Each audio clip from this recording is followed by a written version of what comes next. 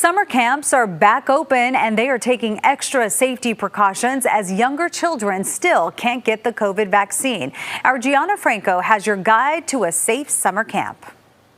Well, summer is officially here, and it has been a very long year for many families and many kids dealing with distance learning. So I don't know about you, but I am very excited to get my kids out and about and sort of back to normal just a bit. And joining me right now is Flett to talk about the summer camps that you can get your kids involved in. And, you know, Heather, you're from 510 Families. It's this great resource where you can kind of connect folks, especially in the East Bay, on things to do when they have kids. That's right. And we have a giant camp guide, and we've been focused for the pandemic time of what are some safe things that we can do with our kids in the outdoors. And now that summer camp is here, it is just so wonderful. And we're really excited to send kids back to camp. And I think that's exactly right. You know, parents are still a little bit nervous because kids under 12 can't get vaccinated. And of course, you know, COVID-19 is still a thing. So we want to make sure wherever we're sending our kids that it's safe and of course that they have a lot of fun as well. So give us some ideas where us Bay Area families can get our kids out and about. Yeah, I just want to say I'm right there with you. I am fully vaccinated and I have a 9-year-old who is not, and I'm feeling it. And 2 weeks ago, when my 3 children left the house for summer camp, was the first time my husband and I have been alone in the house in over 450 days. So wow. I'm feeling it. It's personal. So thank goodness for camp. So the nice thing about summer camps is they're very plugged into safety. They understand they need to have vaccinated staff when possible. A lot of them are still having kids wear masks, even with the big reopening, kids and staff. A lot of them are focused on mostly outdoor activities when possible, still doing some distancing. And it is a really good opportunity for kids to play, to be outdoors, to get off the screens. I was really close to just wanting to throw all the screens into the road. So one wonderful camp is Camp Galileo. They've been in the Bay Area for a really long time. They have many locations and they're about 75% outdoors. They focus on creativity, collaboration, and they have this whole innovation mindset thing, but it only just looks like fun. So it's a really wonderful educational, but they don't know it kind of program. And they have themes. Weekly themes are toy makers, national parks, and Olympics. So the kids are learning and they're doing hands-on stuff and collaborating with each other. So love Galileo. Can you find Galileo all over the Bay Area, or are they just concentrated in certain areas?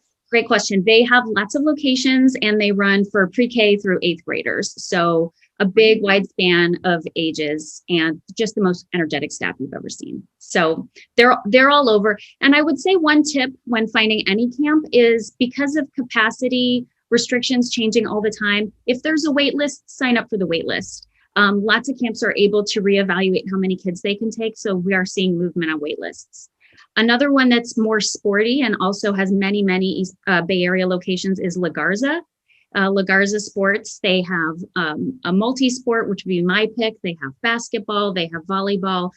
They're getting your kids active, they're teaching skills, and they focus on sort of building resilience and how doing great in sports and life go hand in hand. So it's like kind of a beautiful philosophy.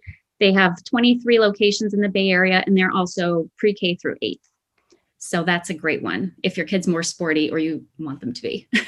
If your kids kind of need to get some energy out, that sounds like a great idea, a great camp. Yeah, like it's beautiful. They come home tired, they're learning stuff and they're playing together, which is really, it just makes my heart so happy. And they're doing a lot of the same safety things I mentioned, plus they're sanitizing the equipment. A lot of the camps are also doing health screeners. Either you fill out a form beforehand attesting to everyone's health and safety, or temperature checks, or both. So we're seeing that. They're trying real hard, and it's still a very happy place. So much happier than being home. Okay. One that I don't have personal experience with, but I hear lots of great things, is called Jeff and Ira, originally founded by college buddies, Jeff and Ira. It's in Palo Alto, so your neck of the woods. And it's more of a summer fun, outdoor playing, a little bit less structured, but lots of camp silliness and classic camp games. Lots of fun. Again, if it's the week you want is booked, try the wait list, and we're seeing some movement there. So if you're pretty nervous about getting your kids involved, you know, what are some things you should look for as a parent? You know, what are some of the safety things? I know you mentioned that they're doing some cohorts, obviously sanitizing, but if you're, you know, just kind of dipping your toe in and not sure if you're ready, what should you look for when looking for a camp?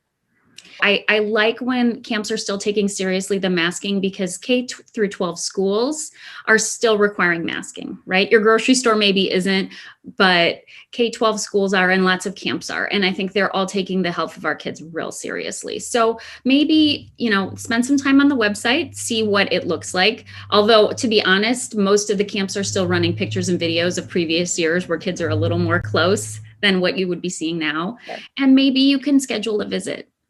That could be something else that's fun. I want to mention one more camp that's super awesome and super outdoors. My kid had a great experience there. Avid for Adventure. So they up the notch on adventure sports, and they're going to get your kid kayaking, paddling, stand-up paddleboarding, mountain biking, rock climbing, hiking.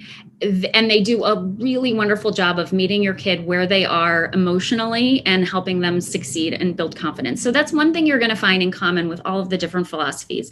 They want to help your kids build confidence, build back those social skills, play and come home exhausted.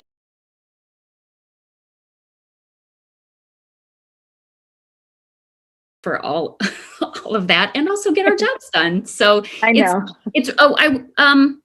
maybe a way to dip your toe in is to look for a half-day program. That's another a great idea. Yeah, some of these camps are offering half-day programs.